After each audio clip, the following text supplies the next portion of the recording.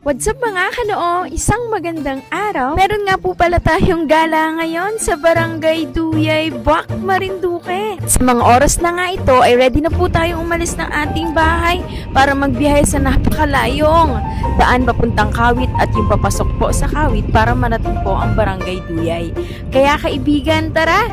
Samahan nyo kami. Ito nga po pala ang napipintong araw para kami po ay makapag-swimming at makapag-banding na ating mga kasamang artistahin o vloggers dito sa Marinduque's Creators Circle sa ating isla. Siyempre bago ang lahat ay dumaan dito tayo sa James Car Wash dito sa Bangkoro.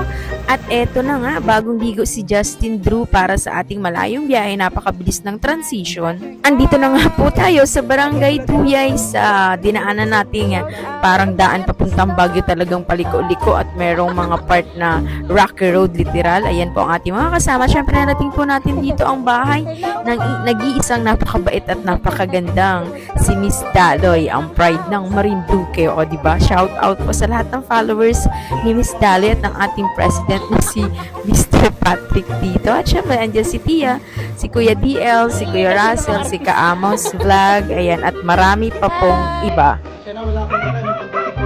At naghanda na nga ang mga dapat bitbitin papunta doon sa liguan ay eto na at kanyang bagut-but na at daladala na ang ating mga dalahin na yan. Shout out kay Kuya Makan dyan, Makan TV po, at kay na Kuya J Labo, ganyan ang ating Caribon Vlogs, Jillian Vlogs, at syempre kay Madam Kurimasag. Mula sa bahay po ni Miss Daloy ay maglalakad kami papunta sa falls kasi malapit lang naman dito at napakalawak ng kalsada dito.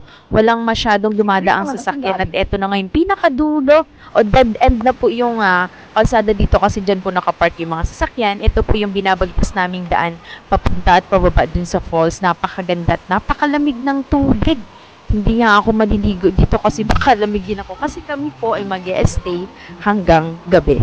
Ngayon nga sana yung araw or oras na makikita natin ng personal si The Good Mang yan. Shout out po na taga Mindoro pero hindi po siya sumipot or nakapunta dito. Baka masyado mapagod dahil galing pa po siya sa Santa Cruz. Pero hayaan na po natin at meron pa pong ibang pagkakataon. Napakalinaw ng tubig dito. O, tingnan niyo yan. Pero malamig yan.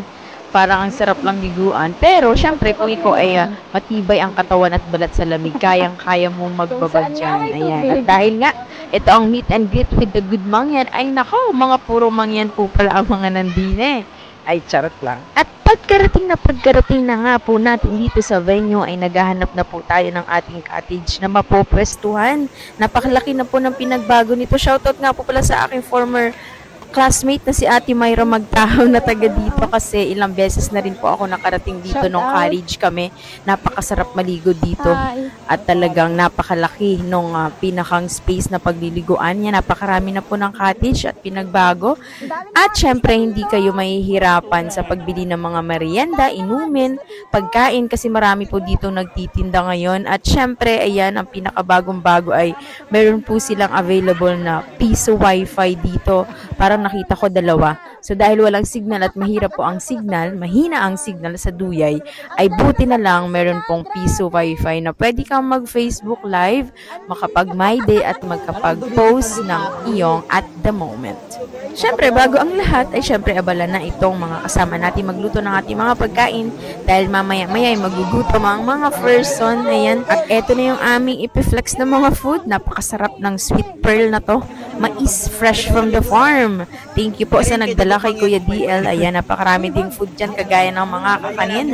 Inihaw na isda, ayan, pansit, tinapay, at kung ano-ano pang pwede naming madala. Syempre yung napakasarap na kayumito with yelo at gatas ni Miss Daloy. Eto na, trinahin na nga ni Miss Kurimasag ang piso wifi na parang 1 hour ay 5 pesos. Ayan, napakalakas ng signal. Talaga naka-full yung wifi signal niyan. Siyempre, ayan, tinatry na ng ating mga naggagandahan at naggagwapuhang mga vloggers ang tubig. Malamig nga, sabi ni Mr. Kaamos at ni Kuya Russell. Pero, siyempre, kailangan tumubog at sayang ang entrance. 20 pesos nga lang po pala ang entrance dito. Kaya sa mga gustong dumayo, ayan, dayuhin nyo na po ito. Perfect ngayong tag-init. Ito na nga yung part na kami pauwi na at nagko-content pa dito ang ating Madam Kurimasag kasama si Miss Daloy. Napakasaya po ng mga moment namin dito at sulit. Syempre, medyo bitin. Pero sa uulitin pa rin po at salamat sa panonood.